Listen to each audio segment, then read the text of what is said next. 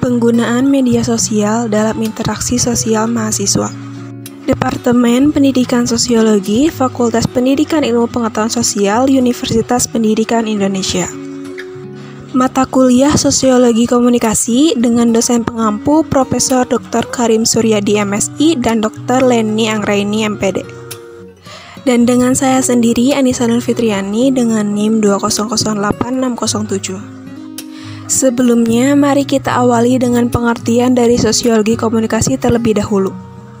Sosiologi komunikasi menurut Surjono Sukanto merupakan kekhususan sosiologi dalam mempelajari interaksi sosial, yaitu suatu hubungan atau komunikasi yang menimbulkan proses saling pengaruh-mempengaruhi antar para individu dengan kelompok maupun antar kelompok. Ranah sosiologi komunikasi saling bersentuhan antar wilayah individu, kelompok, masyarakat, dan sistem dunia. Ranah ini juga bersentuhan dengan wilayah lain yakni teknologi telematika, komunikasi atau proses dan interaksi sosial, dan kebudayaan serta bidang-bidang lainnya. Objek sosiologi komunikasi secara formal adalah manusia, sedangkan secara material adalah proses sosial dan komunikasi atau interaksi sosial yang mencakup tematika dan realitasnya, efek media dan norma sosial baru, perubahan sosial dan komunikasi, masalah sosial dan media massa, cyber community, serta aspek hukum dan bisnis media.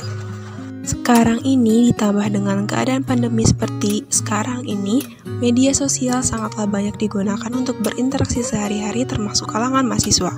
Penggunaan media sosial bukan hanya semata-mata menjadi suatu pilihan yang hanya begitu saja, namun juga dari media sosial itu mahasiswa harus mampu mengembangkan dan memanfaatkannya secara maksimal diantaranya sebagai alat komunikasi. Keterbatasan yang terjadi akibat pandemi yang terjadi ini membuat proses interaksi secara langsung menjadi terhambat.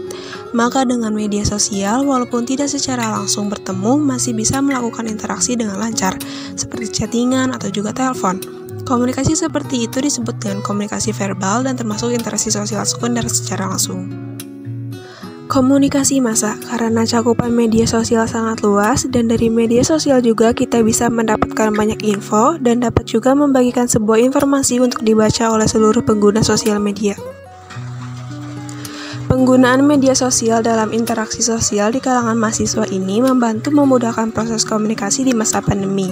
Selain tak perlu bertemu secara langsung, komunikasi dengan menggunakan media sosial juga sangat mudah dan juga bervariasi dengan berbagai fitur pendukung lainnya, sehingga lebih mudah dan lancar. Dengan adanya media sosial ini menjadikan komunikasi tidak terhenti begitu saja, hanya karena pandemi sedang terjadi.